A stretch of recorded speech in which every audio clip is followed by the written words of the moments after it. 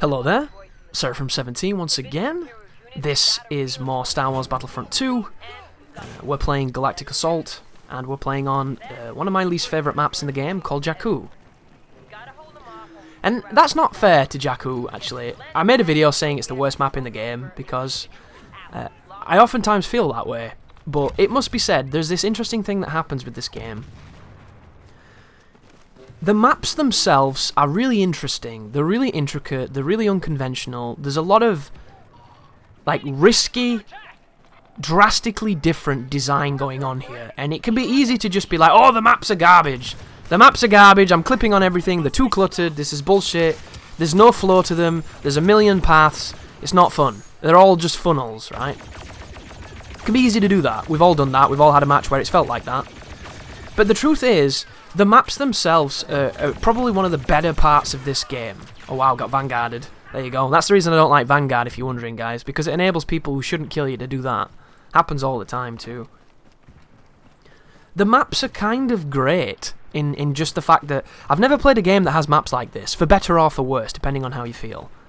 So it's unique in and of the fact that it's just so very different. And the thing that you'll notice about the maps are, you have good and bad times on them, and it's 100% dictated by how your enemy team or your team plays.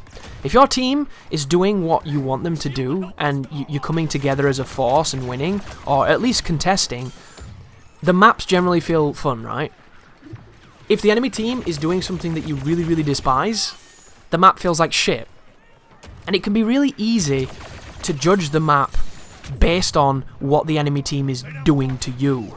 As I disrupt this fool and he tries to jump away and we get the nice kill assist and I get killed from behind. This is a really tough start, by the way, if you're wondering. Defending this map can be really silly, and then they went and added fucking walkers, which makes it even stupider.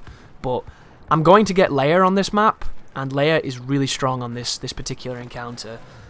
I've got a few gameplays of me defending this map on each phase. I've got the first phase, I've got the second phase, and I've got the third.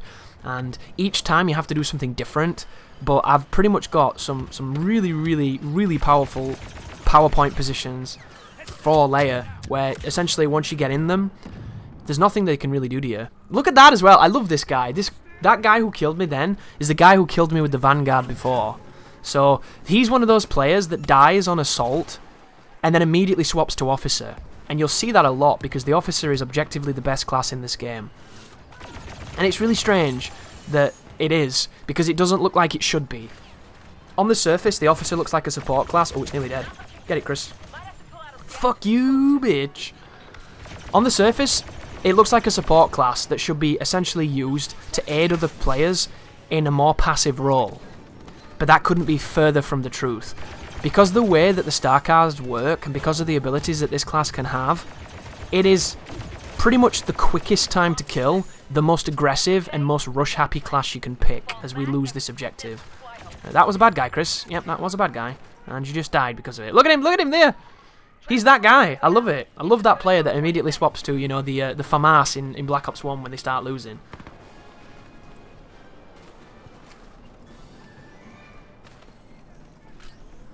But the Officer, he has a Disruptor, which is a tool essentially for outplaying people from up close and being incredibly aggressive.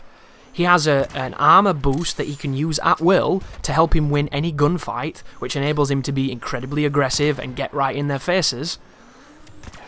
And then he has a flashbang grenade, which is a really, really good tool for punishing aggressive players or punishing somebody in a position by blinding them and then being aggressive and killing them. So everything about this character can be spec'd for him to be an incredibly aggressive counterplay kind of character, which is a much higher skill than something like a Heavy, which is designed essentially to damage larger things, which is kind of brain dead, isn't it, when you think about it? And then when you combine the fact that it has two of the most strongest guns in the game, like, the Blurg is ridiculous and the SC-44 is a monster.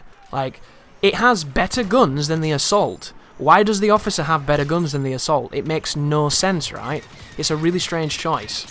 So what you can do when you play this game, if you look at the scoreboards at the beginning of a game, look at how many specialists you have.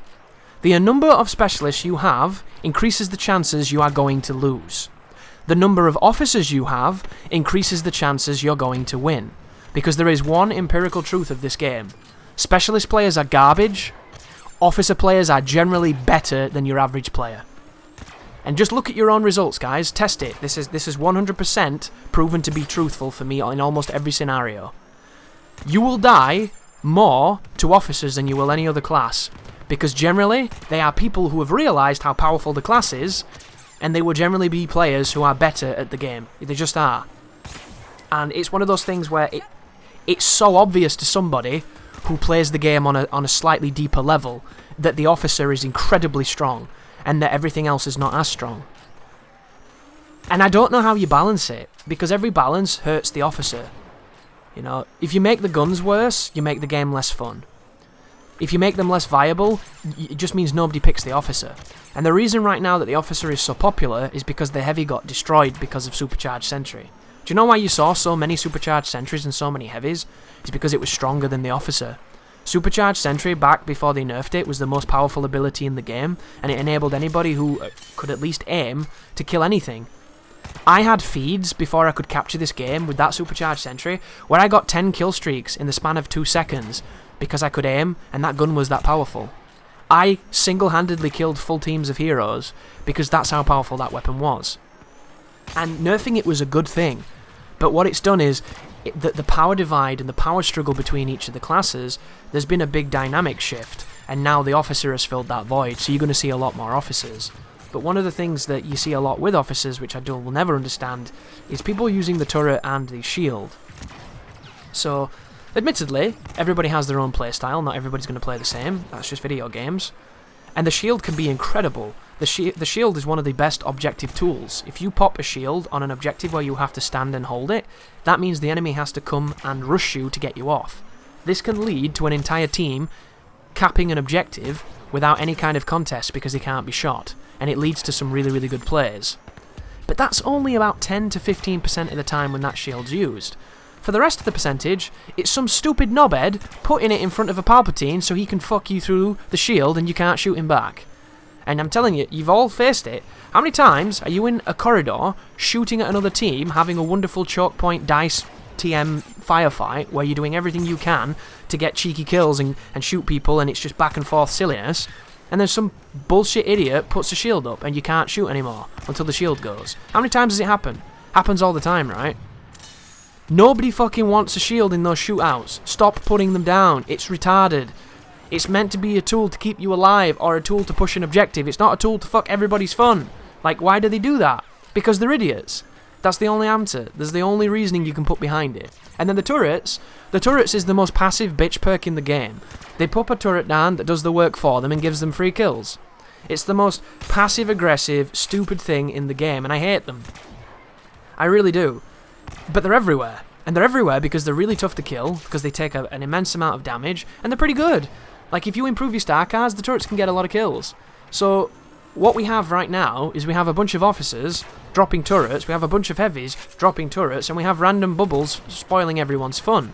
So they get this wrong impression that the officer is kind of this weird, passive, annoying class. And he's not. And that's not even mentioning things along the lines of the passive rewards for team players. The officer has cards that help his team. They help you recharge quicker on your HP, they help your abilities recharge quicker, and you get experience for doing this, you get battle points for doing these moves. The officer is kind of the jack of every trade, and he's better in almost every situation. When I play against a good player, and I'm having a time, and I can't beat him with whatever gun I'm using, you swap to the officer. It's exactly what that guy did in this game. I ran into him, I had rapid fire on my SC-44, I killed him. The next time, well, technically he killed me, right? When he shotgunned me, but he died a few times for whatever reason, and then he swapped to officer. That's how strong it is, guys. Like, just then, my layer bubble just then was a bad bubble. I used it because I was getting shot and I wanted to run away and drop it, but the flame, I think, goes through the bubble, right? So in that instance, it wasn't helping against that flamer. Luckily enough, he died, and we got okay. But bubbles are such a divisive tool in this game. Use them correctly, they can be amazing. Use them incorrectly, and all they do is frustrate your team. And speaking of frustrating teams, so DICE makes really beautiful games, right? But they make them with these effects that affect gameplay too much, I think. There's one thing that I saw on Battlefield 1 when I played it, and I didn't play too much of Battlefield 1, and I intend to play a lot more of it, because I love that game, it's a great game. But when you go indoors, and you go outside, there's this massive bloom that happens, this adjustment that your eye does. It's this crazy focusing of overexposure, and then it goes back to normal. And it's very realistic, it happens in real life, it's how the world works. But it leads to moments where you're inside a room or something, or you're looking through a door and you can't shoot an enemy, because you can't fucking see them. And then when you go outside, you're blinded for a second before you can. And I'll never understand anything like that in a game. I can understand you wanting something to look good, I can understand you wanting your game to be pretty, but when it affects gameplay, why does it exist? Why can't I turn it off? And the only thing I can think of as a counter-argument is, if you could turn it off, you have an advantage against people who don't turn it off.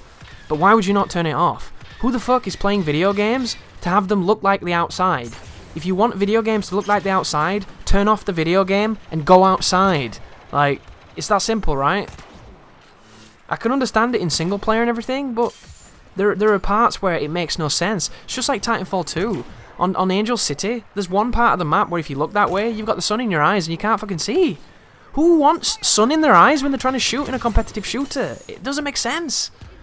And it's just this strange beautification. Like the Crate map. On Crate, that Cuckooing, by the way, at this point, is getting so fucked by Leia, he's going to think she's got a penis. This is brutal. The reason I'm doing this, by the way, guys, is because it's immensely hilarious and I have fun doing it. And it enables me to get ridiculous kill streaks for completely unearned characters. But other than those cheesy reasons, I'm doing this because I'm not on a good team. And when you're not on a good team, you have to carry them. And carrying them via objective is difficult to do. Carrying them via killing everybody and ruining their ticket supply is easier to do. And Leia's fantastic at it. So that's the reason that I do this. And I love it, because it's deliciously cheesy. But how do you nerf it, right? How do you fix this? You could make the charge time longer. I think that would be fair. You could make it have a cooldown, which I think would be kind of interesting. You could make it so that it doesn't track as much on humans, and it tracks more on vehicles, so it's more of an anti-air tool. One of the ideas I was thinking of, maybe have it so that I can't see the red icons on people when I'm charging, so I have to get line of sight before I fire it.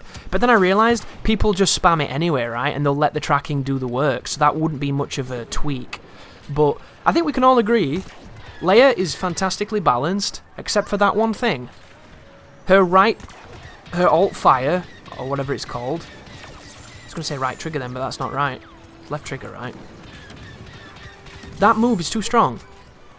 You know it, I know it, everybody knows it. Can it be defended against? Yes, but it's too inconsistent to defend against consistently. Hence why I called it inconsistent.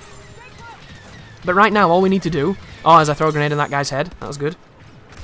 All we need to do is get him off this objective. Get him off this objective, we've won. Look at this! Jesus, the feed! And then we run into a Phasma. I'm not scared of Phasma, though. Phasma's gun's too weak. The only thing you want to worry about with Phasma is where her robot thing is. Because if that stuns you, you're dead. But you might also think that I'm overly critical of my teams on this game. And it can be easy to not see that in the gameplay. That the team seems to be doing a perfectly fine job. You didn't see the other games. That's the problem. Oh wow, Darth Maul went for the choke. Look at this, man! Why do I keep bouncing grenades off people? Stupid. Can't stand that bullshit. I don't like how you can shoot your team on this game either. That really frustrates me. Here you go, Finn. Have a blast. Can we get him out? Oh, there's the one dude down here. Sneaky guy. He knows what he's doing. That guy right there was single-handedly... I did it again! Every time I throw my grenade, it's bounced off a dude. It's ridiculous. There you go. Filthy, right? We won, though. That's all I care about. But just a couple things to take away from this particular gameplay, folks. Leia's alt fire's broken. Officer is the best class in the game. The maps aren't necessarily bad, it's the way people play them. And try to win. That's all I care about. I hope you care about the same things as me, because then it makes a much better conversation. And thank you for watching. You take care now.